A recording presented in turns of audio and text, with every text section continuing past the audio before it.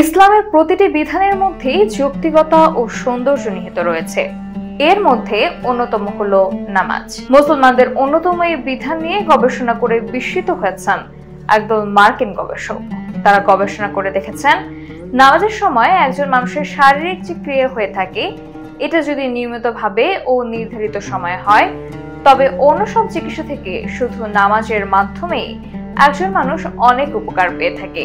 শুধু তাই নয়, তাদের গবেষণায় উঠে এসেছে চমকপ্রদ আরো কিছু তথ্য। বিস্তারিত প্রতিবেদনে। ইসলাম ধর্মের গুরুত্বপূর্ণ একটি ইবাদত হলো নামাজ। পবিত্র কোরআনের ৮২ জায়গায় নামাজের কথা উল্লেখ করা হয়েছে। হাদিসেও নামাজের ব্যাপারে বিশেষভাবে গুরুত্বারোপ করা হয়েছে। এবার নামাজ নিয়ে গবেষণা করেছেন মার্কিন যুক্তরাষ্ট্রে বিংহ্যামটন বিশ্ববিদ্যালয়ের একদল গবেষক।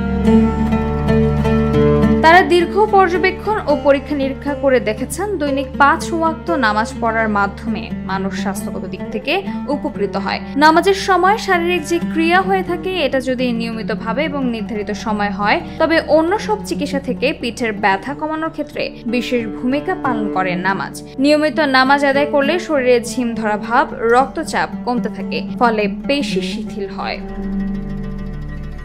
গবেষকরা দেখেছেন, যদি কেউ ঠিক মতো রুকু করতে পারে, তাহলে তার পিঠে কোনো ব্যথা থাকবে না, কেননা রুকুর সময় পিঠ সমান হয়ে থাকে।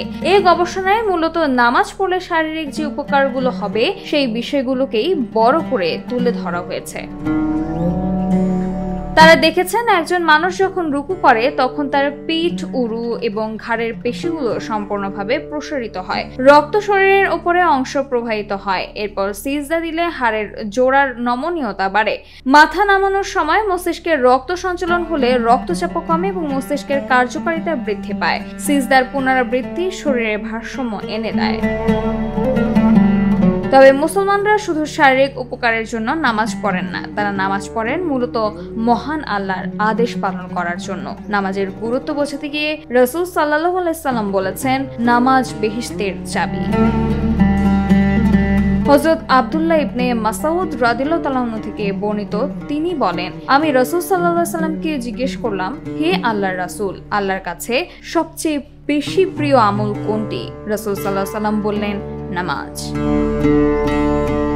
নামাজ এমন একটি ইবাদত যার মাধ্যমে কুফর এবং ঈমানের মধ্যে পার্থক্য করা যায়। কোন ব্যক্তি ঈমানদার আর কোন ব্যক্তি কাফের, তার স্পষ্টত ফারাক হলো নামাজ। কারণ মুমিন ব্যক্তি যে কোনো অবস্থাতেই নামাজ আদায় করবে, আর কাফের ব্যক্তি নামাজ থেকে দূরে থাকে। দৈনিক ৫ ওয়াক্ত নামাজ আদায়ের মাধ্যমে আল্লাহর সাথে তার বান্দার সরাসরি যোগাযোগ স্থাপিত হয়। সামিয়া তাবাসসুম, খবর সংযোগ।